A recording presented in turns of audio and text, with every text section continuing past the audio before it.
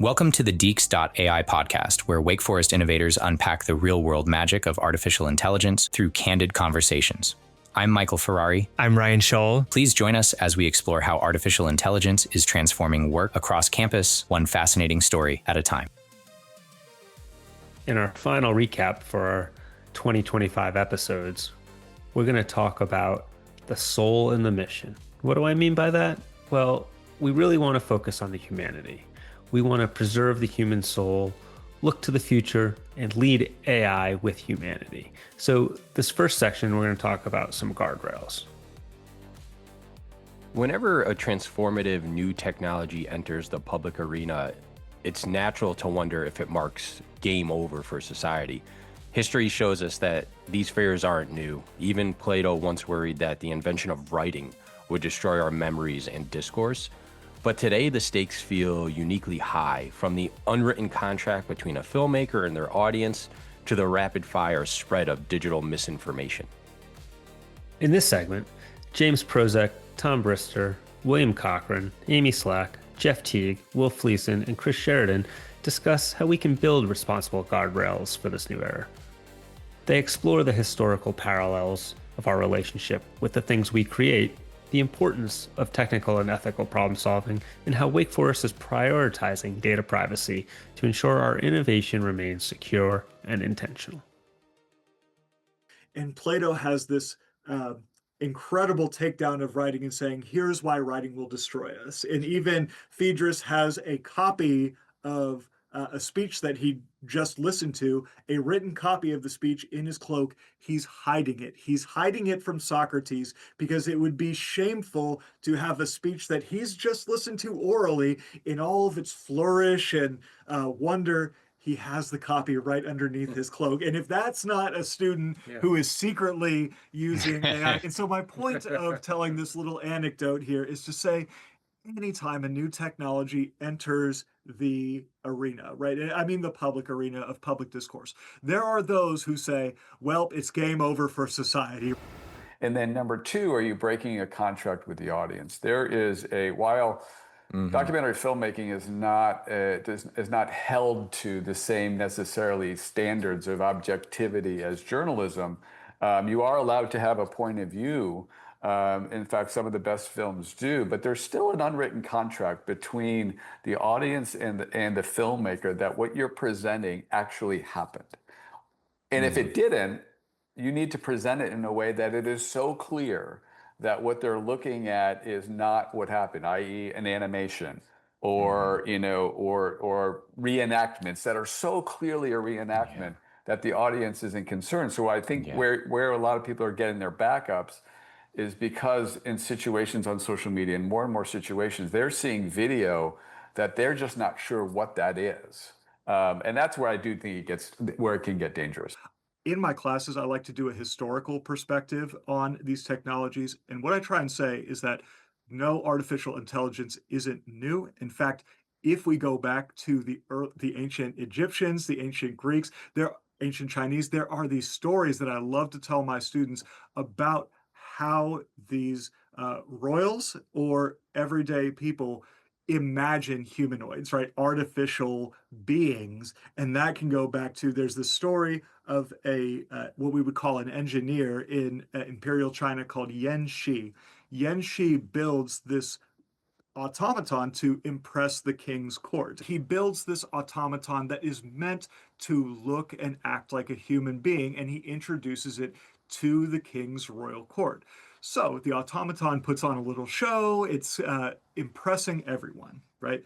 And then it winks at the king's courtesans, and this enrages the king. And he tells the engineer, whose name is Yan Shi, he says, you take this apart right now, or I will destroy it and you along with it. So it's only after Yan Shi takes apart and shows him these are all the different parts that the king is satisfied, right? And I tell the students this story is instructive because it doesn't just talk about like whether or not Yan Shi was real or this automaton was real.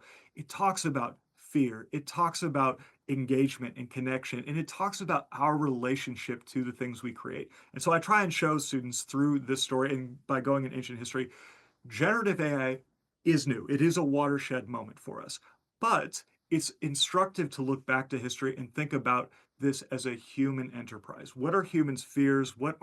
How does the desire for power and for efficiency and making all these improvements also lead us into the stories that we have in science fiction, right? About what if this thing is out of control or things like that. So that's a long way of saying, yes, generative AI is new, and I understand that. But I think a good historical perspective can put the human at the center of those kinds of questions that we're asking about generative AI's capabilities and limitations. Yeah, fears are on the other extreme. There's short-term problems that are there already, which are things like bias. It learned from people. People are biased, so therefore it's biased. It's making things more difficult to discern the truth. AI will tell you lies. People can make it tell other people lies. It can make, of course, deep fakes, so it becomes difficult to discern the truth. That's very scary in a democracy. It's the potential for cheating and students' work being done by AI is seriously problematic, and we have to figure out how to handle that. So those are like short-term problems that are already happening or on the horizon. And then there's long-term problems. I think these problems, there's a serious risk of things like massive unemployment, hyper concentration of wealth into the few companies that own the AI, rogue users of AI to develop, technologically damaging, dangerous viruses. More international conflict. It's going to really stress international relationships because there's this race now to get AI first. And then, I think there's even a single-digit percentage chance that artificial superintelligence could kill us. So, it's less than 10%, but when you're talking about all of us dying, even 1% is a pretty seriously high risk. The dilemma with AI is this idea of imagining that you could have weapons that are autonomous, that could make decisions. There is no human.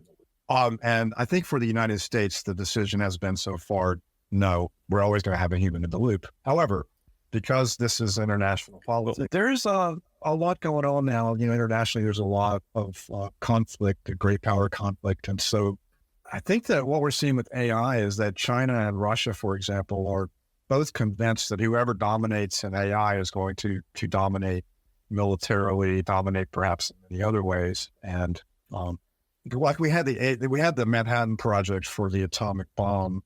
We just had one Manhattan Project. We have several Manhattan projects going on all around the world. And so that's what makes this a lot more unpredictable. We're in the realm of chaos theory, complexity. And so would China or Russia be willing to go a step farther? Would they maybe see autonomous weapons as something they're willing to go that far with? Let's say we're not. Would they see that as possibly an advantage?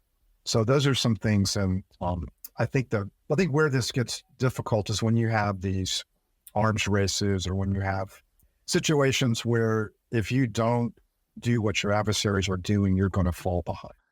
I think it's necessary for human flourishing that computer scientists know not just technical problem-solving skills, but ethical problem-solving skills.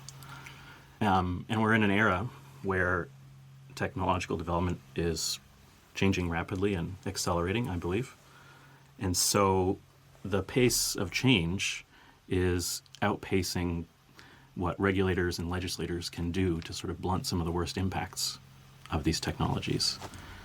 And I think it's therefore sort of falling on the shoulders of individual computer scientists and technologists more generally to try to make sure that the technologies that they're develop in ways that are beneficial or at least not harmful for humanity. I do put my IT hat on a little bit, and because I did work in a healthcare world that was very focused on cybersecurity, I do have a little bit of anxiousness around the companies that don't seem as open and forthright around data privacy and protection. And it seems like, at least Google in our world, right? We have Gemini, we have Google Workspace, so we're under like this understanding agreement with them. So to me, I value that. I value that that's a company who's made that agreement with our institution. So for me, the first product I'm going to recommend is Gemini because it's in the world we're in. And to me, an agreement needs to be in place around these tools. I think just using Wild Wild West terrifies me a little bit. If you're not paying for a product, you probably are the product. And I've always sort of bought into that concept.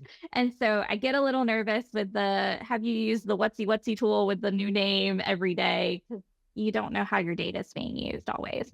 If you are considering getting a new AI tool that's not on a list that Ryan just mentioned, you can always reach out to our team, the information security team, and we can help you assess it and make sure you're doing the right thing.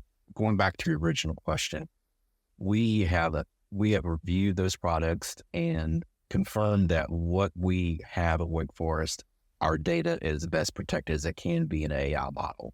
And what that means is when a user is using the Wake Forest IS managed product, we're showing that our data is getting stored and utilized within the AI tool in a controlled manner. We're not smeared in with the world's learning model. So therefore, you can assure that you don't have to wear your data governance hat. Be concerned about what inputting you're putting into the tool. So if you want to do something a little bit sensitive nature with your academic data or your financial data for using the AI products that IS has talked about, you can assure it's controlled, secure, etc. If you're using another tool like ChatGPT free, there's no guarantee that what you type in is not being smeared with the world and the learning model. So don't use unassessed products without wearing your data governance hat.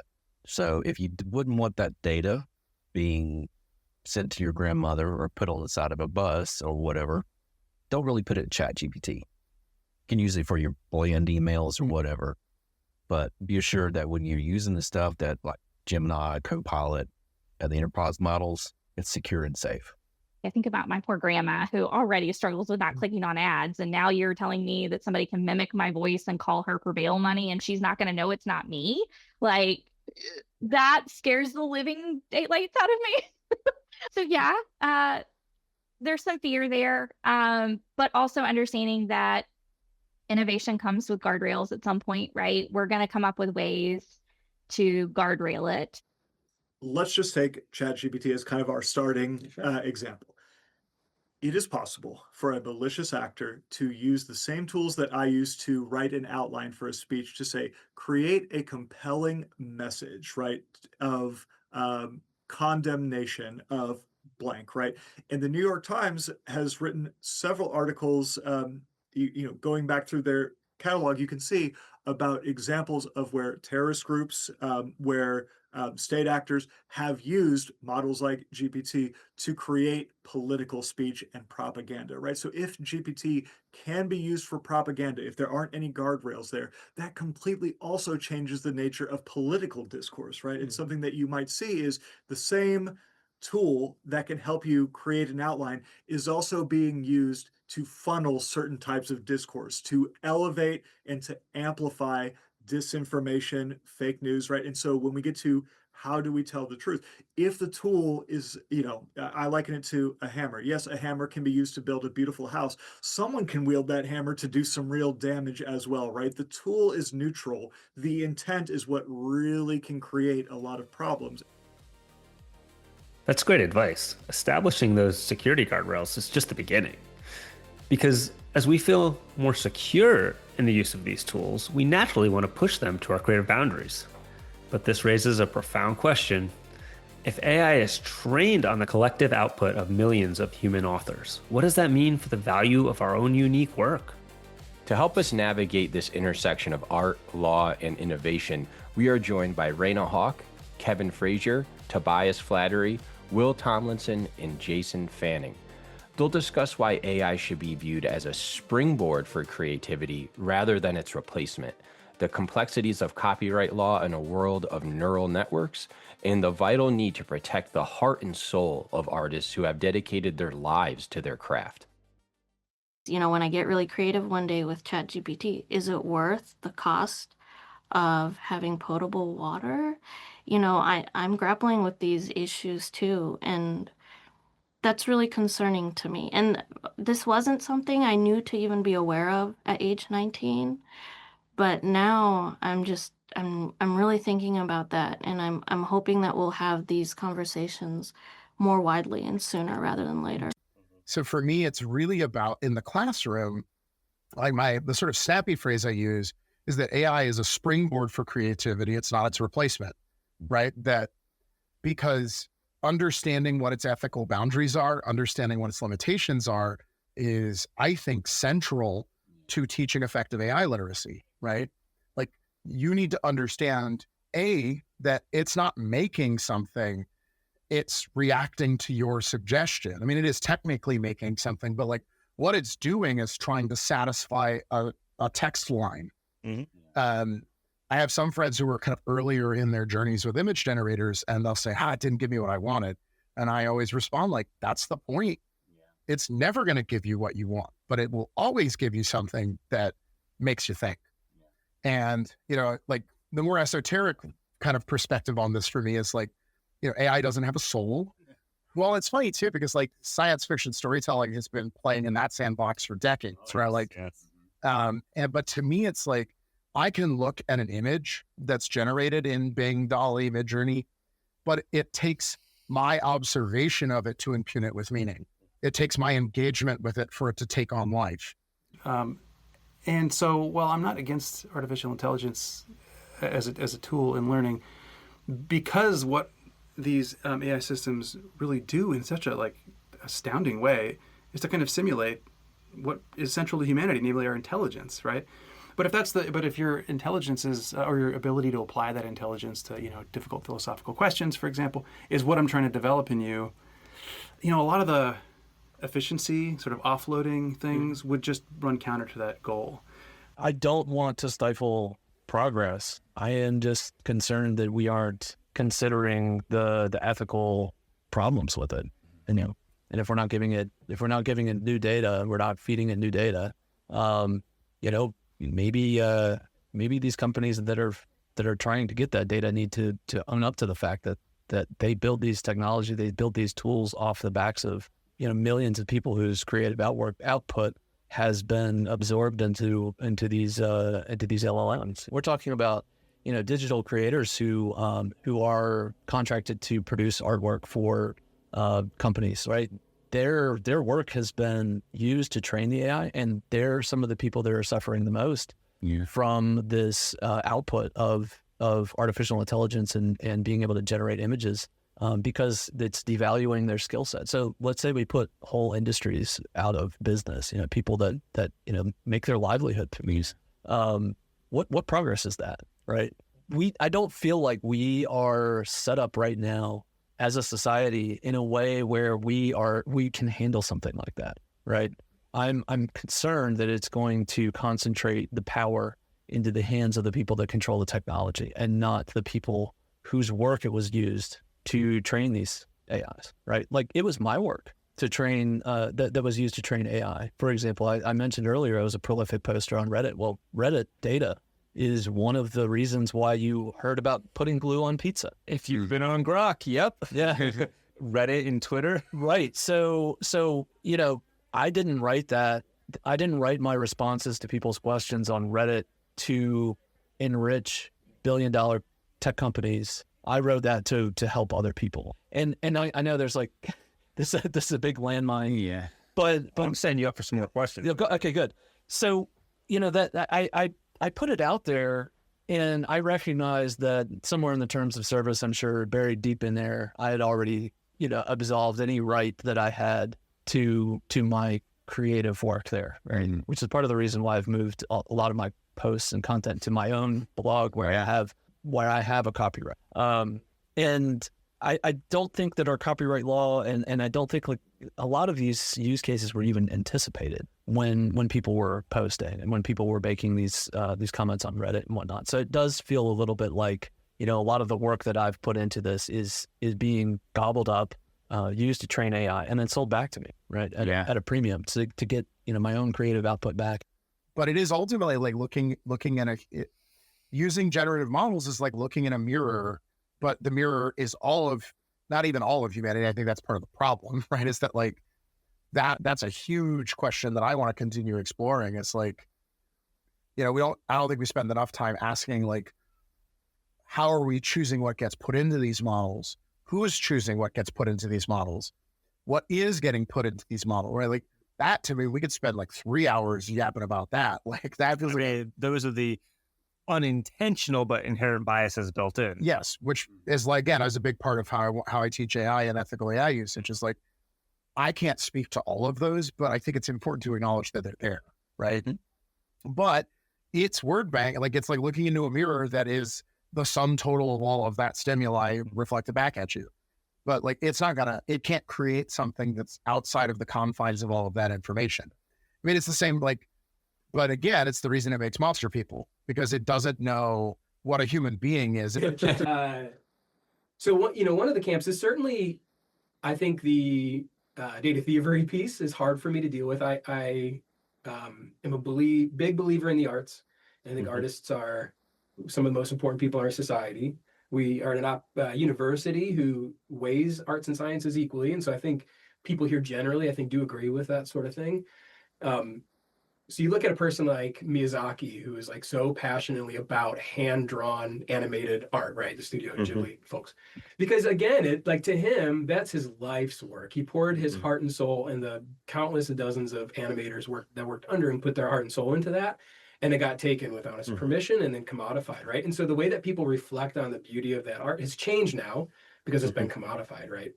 So in my article, what I'm saying is like, look, patents do have a public interest function, right? They bring in some knowledge into the public sphere that wouldn't maybe be there otherwise. So let's accept that these are tools now that people are going to use to come up with inventions. Let's move away from this idea if that someone's using AI to come up with an invention, then that invention is per se unpatentable. And that's really where the law is right now. That if you have used AI substantially to come up with your inventive idea, first of all, it's kind of curious. The regulations are saying, A, you have to disclose that you did that. And B, that's going to be a bar for patentability, which is kind of funny because why would people disclose things that are against their interests? We have like, as long as humans have been around, we have been borrowing ideas from other sources. I mean, I think there's a strong argument to be made that nothing is de novo, you know? This is something we're really grappling with. Like on the one hand, for creators, it's awesome that they have this awesome tool, right? To help them, kind of meld or accelerate their ideas that come into the world. On the other hand, the training data sets for these large language models certainly take from creators' works in the way that the creators never anticipated, right? And so we've seen a lot of litigation around that, and the copyright law is not really on the side of the original creators at this moment. A number of things are going on here. When we have like a large data set that we're creating algorithms off of, that large data set being maybe original works of human authors, purely human authors, whatever. It's hard to really, in many cases, it's hard to really say that, but for this one author's work, this output wouldn't have resulted, right? Because between there, we might have like billions of what we call neural networks, like slicing and splicing and blah, blah, blah. So, there are like legal arguments in other cases where we do a judgment of like, yeah, but for this original work, this potentially infringing result wouldn't have been created. But that's a harder argument to make when there are so many ingredients in the soup. Yeah, it is really difficult. And I think there are probably, if we want to do a better balancing towards original creators, copyright law has to change and account for the new ways in which we use creative works, that they have a metadata footprint. Like nowhere in copyright law do we really talk about metadata specifically. Protecting the heart and soul of creativity leads us to an even deeper concern, the heart and soul of our human relationships. As AI becomes more sophisticated, there's a risk that we might start replacing human friendships and deep social connections with automated simulations. While a chatbot can mimic empathy or voice preferences, it lacks the lived experiences and mental states that define a true bond. Next, Jed McCosco, Jason Fanning, Kevin Young, Will Fleeson, Carter Smith, and Ryan Shirey explore the essential need for authenticity. They examine why social connection is a core pillar of human thriving, why even the most believable AI-generated music or writing can feel like a mere trick compared to a true exchange between humans. I'm worried that it's generating friends that people will have instead of human friends. We need people to have friends with each other. We don't need them to have friends with computers. There's people, we just don't have enough friends to go around. And if people start using up their friend spots with AIs, it's just going to be really tragic for human society. Absolutely. You know, but then the companion piece runs the full gamut, right? Because I think there's pretty broad societal worries about, driving more loneliness and other things like that, right? And again, if a thing agrees with you and doesn't push back, I think that's important to recognize how important that is. But all the way up through in our work, the number one, so if you think about a lot of models of psychology, one of the core pillars of a human thriving is social connection. You need to have a sense of relatedness, right?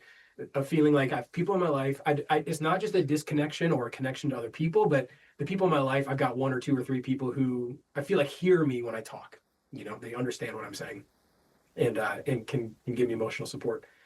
And so I think putting that into a automated technological tool, not having that as a real asset in your life is important. And those things are related to longevity and thriving, And so when I see it like replacing therapists and we don't know, when is it going to, I think a lot of us saw that somebody was trying to get off of methamphetamine and they're like, let's be real, Jeremy, we all know you need a little meth today, those sort of things. Through some of the teen suicide things that we've seen bubbling up, and then through, again, coaching older adults to move their bodies, not really knowing anything about them. I worry a lot about those things. The human connection is so important, and getting rid of that would be a problem.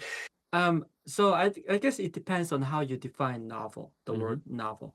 I think that AI is, as far as I know, people have used AI and using AI to compose music. And, we know, for example, the OpenAI Sora, can create movies and etc. So I'm sure it can do certain things and putting things together in a way that may appeal to the patterns of our liking, right? Because again, it's trying to simulate what we do and what we enjoy. But if you are speaking of the word novel in the sense that it can capture something about the human life that most people have not captured. So, for example, when great composers and painters when they produce their works, these works are considered to be novel because they captured an element of the human life that other people have not, right? So, this one makes also comedians funny because, this person can see the things that we have not seen, because these are not the usual ways about thinking about the human life, but they can take a picture of the hypocrisy of human life, and the musicians, many composers that I read about, when they compose great music pieces, the first thing they do is, I heard, especially for classical music composers, and I'm not saying all composers they work like this, but for some, they can picture the music. They can literally picture it, and then they write it. So again, it's about perception of reality, as they said. You can perceive. Robert Schumann, for example, the German classical composer. I think he has a piece called "The Carnival." In the Carnival, there's at the last toward the end of the piece, there's this poet bowing. And you can actually, by listening to it, you can actually feel the poet saying something and bowing. And what about Chopin's Raindrop? You can actually hear the raindrops when you listen to it. Why? Because they were able to perceive reality. And that's what they do with their novel products. So if fundamentally the people who are developing these technologies are incentivized only by shareholder value, like I don't know that I would see a competitive person coming. And I'm not an economist, and I'm not building these, I'm not in business, so I could be very, very incorrect about this. To my mind, though, just based on past performance, I don't see an open AI becoming suddenly altruistic in that way. In fact, they went away from their altruism at one point. No. And I know this is a philosophical debate among philosophers as well as for technocrats. But I am of the view that that the kind of consciousness, again, you can dissect and different meanings of consciousness as philosophers do. But the kind of consciousness that we have as human beings, I don't think AI can ever have. No. And because we are talking about a distinct kind of mental content that we have as human beings. And this is actually related to my third point about language. So I may be a little bit ahead of my, my talk.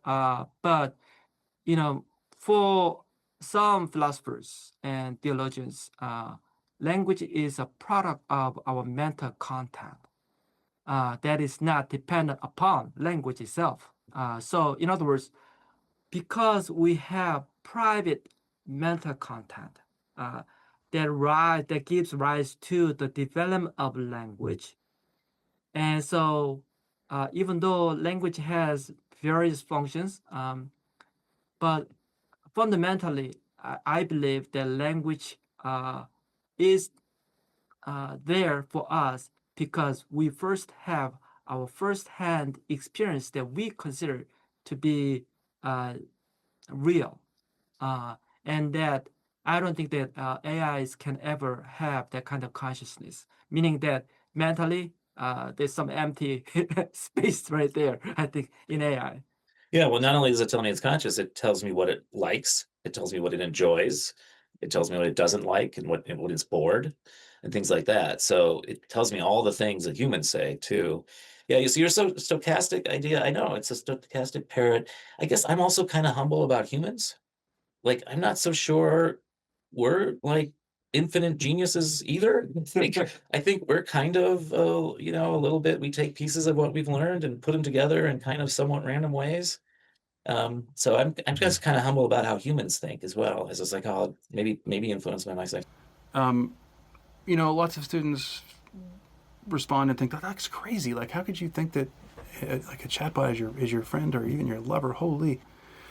Anyway, but even if you just pull up chat and you put it on voice mode, and you can, it's easy to see if you do that enough, like how you could start to be like, I like this is enjoyable, this thing. So I don't think it's crazy that people feel that way.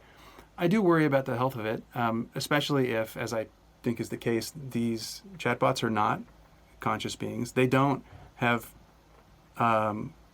concern about you. They don't have any mental states at all, and so therefore they can't believe that you're there. They can't love you. They can't like you. They can't want to help you, or any of that. And so if you believe that they are, then you're in some sort of state of deception about your environment. That's not great. And then there are, of course, concerns about people who forsake other relationships for these AI bots. It's just so easy to talk to this being that will talk back to you endlessly. But what is the effect on creativity?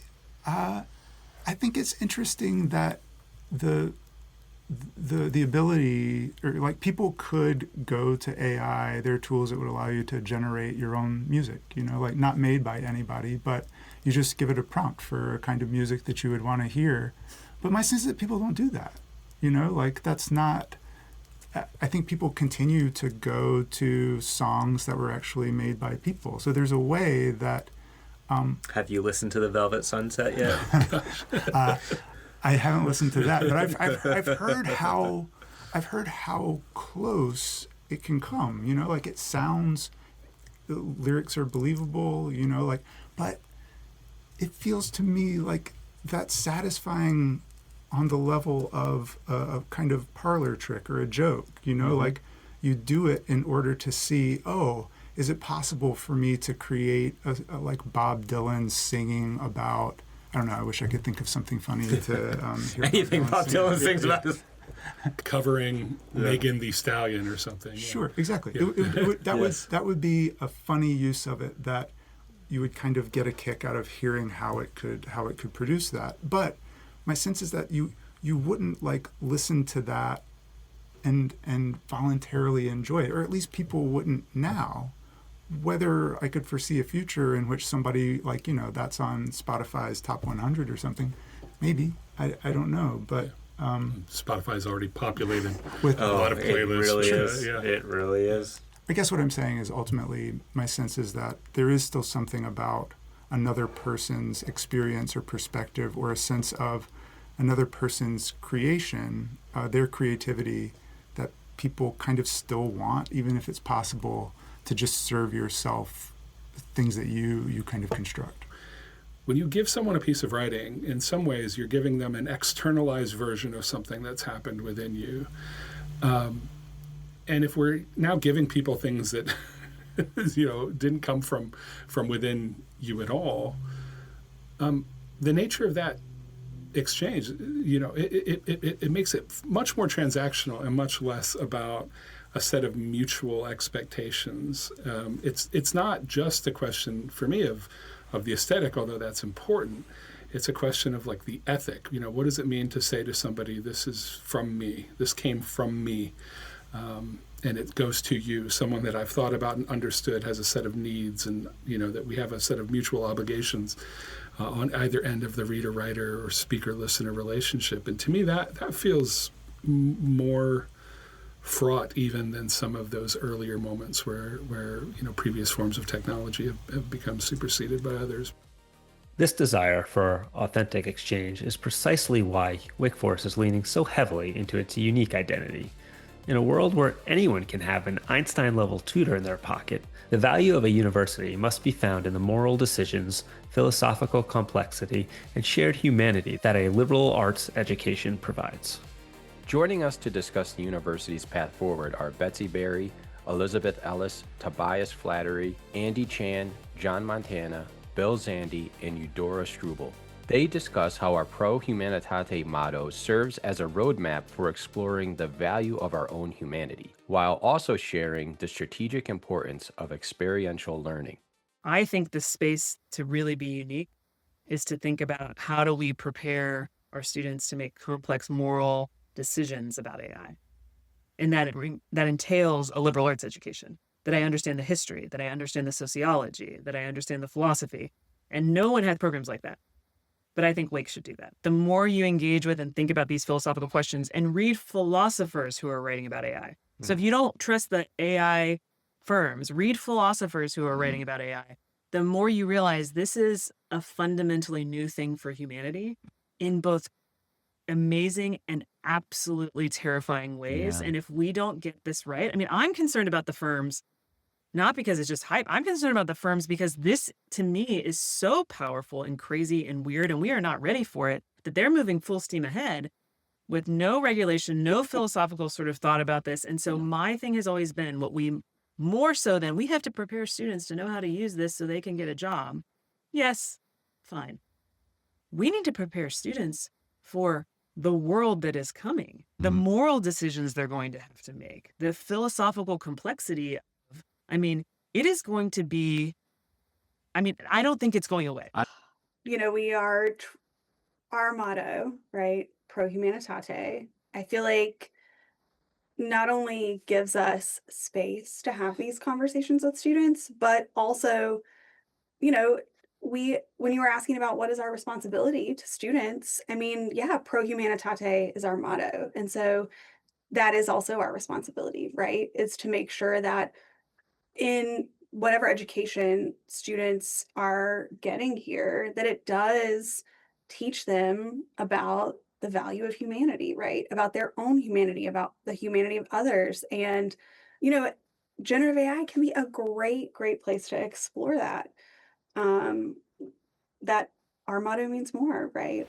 I guess my thought is there's some mix of that's going to be the case, but I feel like right now we're doing more of the replacement work. And so we end up replacing human activity in the areas that are distinctively human, namely intelligence involving, where maybe we could be deploying these things to extend our capabilities and do really cool stuff that we haven't done before. And so I do think that's, again, one of the reasons why I love Wake Forest's commitment to the liberal arts and the idea of pro humanitate, like at the core of what we do. We haven't lost our way to go, we need to be a specialized school in this and a specialized school in that, and just have a bunch of really specialized schools of which you can go join those schools right when you're a senior in high school and decide you want to be a mechanical engineer, even though you don't know what it is. Like, by not doing that, we've continued to stay focused on the things that are at the core, which is this sense of pro humanitate and a liberal arts education. I think it's an interesting idea. It's an interesting concept. I've been thinking a lot, we've always been a place where experiential learning is a big focus. University's made an additional continued commitment to that with QEP process, right? And saying we're going to continue to really double and triple down on this and figure out what it looks like in the era we're in. Obviously, we've had lots of discussions around how do we advance that. I do put a little different wrapper on conceptually, where does emerging technology like AI or generative AI fit into all this? Where do the other emerging technologies fit into this? So I think a lot about this is how do we, and I know there have been broader discussions that certainly, but what does it look like for, what does immersive and engaged learning look like here at Wake Forest? So how do you think about this really broadly about the ways in which technology is changing the learning process, but also creating new opportunities, right?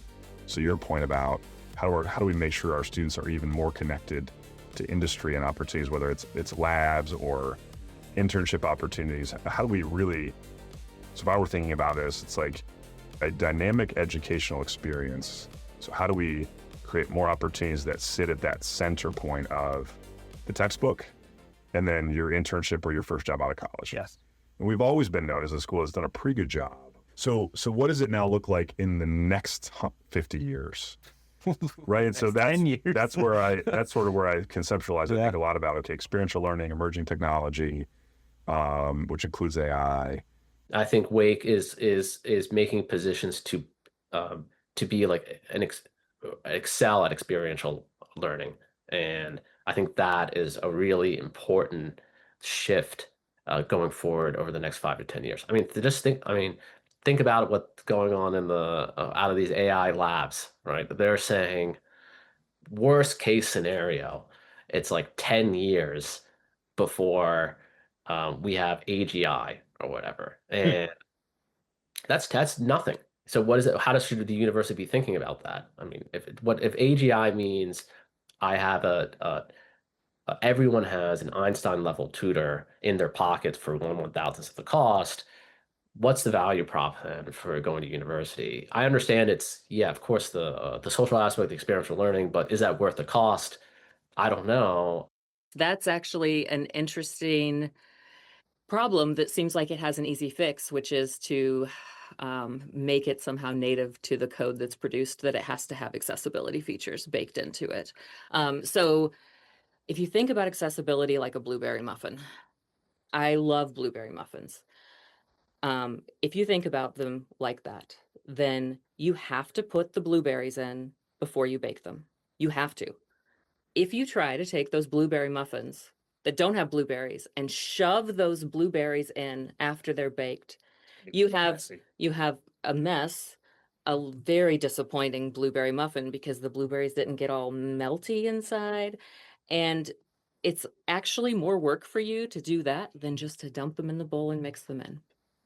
Yeah, so accessibility blueberry muffins. So one of the reasons why it's important to build that accessibility in at the foundation for everything we do is because there are a lot of people with disabilities, and most of the time we're not aware of the number and the impact. Ultimately, we are realizing that while AI can encode information, it cannot seek meaning. Only we can do that. Our ability to perceive reality, mature over time, and seize each precious moment is what makes the human experience so beautiful. In our final segment, William Cochran, Kevin Young, and Will Fleeson leave us with an uplifting vision of the future. They look towards a utopian world where technology functions like the Star Trek computer, an assistant that enables us to engage in even worthier endeavors like space exploration and scientific discovery. It is a reminder that we are currently on the biggest adventure humanity has ever faced, and the best parts of that journey are yet to come. I mean, I think that AIs do not seek meaning, and we humans do. We seek meaning, and so what AIs do is they encode information as bits, but that's not what we do. What we do is, on the subatomic levels, our brain does, I'm sure, what it does, but at least in our consciousness, what we encode is meaning, right? So whenever, for example, let's say you remember an event that happened last year, was your daughter's birthday. It's not just bits of data that you encode into your brain. It's the meanings that you encode, right? The feelings, the emotions. I derive a lot of value from my work teaching students, but I find that the times that I enjoy it the most are when I'm engaged in the activity, right? And so I think if we're to take away the need for people to engage in those sorts of activities, there could be a real problem for people what are they going to do with themselves? What do we do with our days? I think having a sense of purpose is important in life. It's one of the things that can be constitutive of human flourishing. But we may also need to introduce a kind of flexibility to think about how we enact that sense of purpose in different ways. Right? So I really enjoy teaching. There are important differences between the human mind and the artificial mind. And we need to keep what is good about the human mind. And we should not model knowledge, learning, and even human life on AI. That would be a big mistake, in my opinion. We should use AI to our advantage, to serve humanity and the needs of humanity.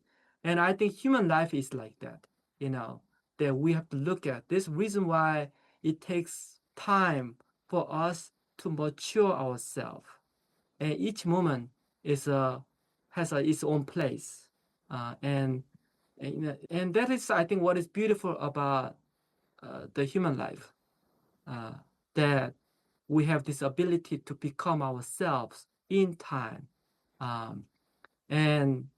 And again, I'm not talking about the long duration of time. I'm talking about seizing the moment, each moment, that we take it seriously and preciously.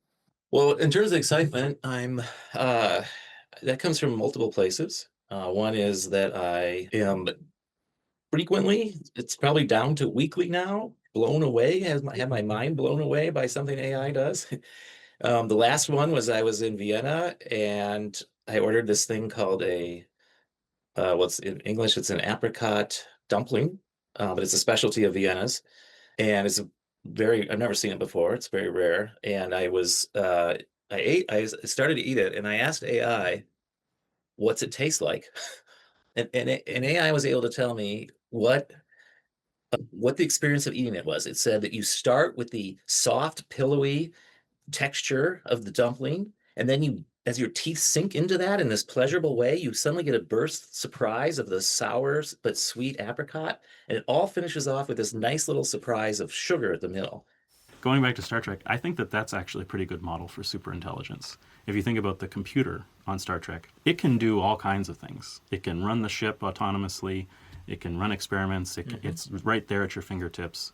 And yet humans have found ways to be able to still engage in worthy endeavors like space exploration with the assistance of this kind of superintelligence. So in that vision of the future, we haven't yet eliminated all human worth. We've still found ways to be engaging and engaged in exploration and in human life. And there are people still, doing building wineries and vineyards on Earth and that kind of thing too. So that's my hope, is that if we can develop a superintelligence, that it's something like that computer in Star Trek. Yeah. I think it's this great adventure. I think we're on like the biggest adventure humanity's ever been on. I definitely believe that. And it's like so exciting. And I don't know where it's going to go, just like all adventures. And it's going to be hard and it's going to be great. I'm looking forward to it. Thanks again to our guest, and thanks for listening to the Deacs.AI podcast. Please continue to follow the AI discussion by subscribing on Spotify, Apple Podcasts, and YouTube. If you have any comments, questions, or would like to join the discussion, please email us at Deacs.AI@wfu.edu.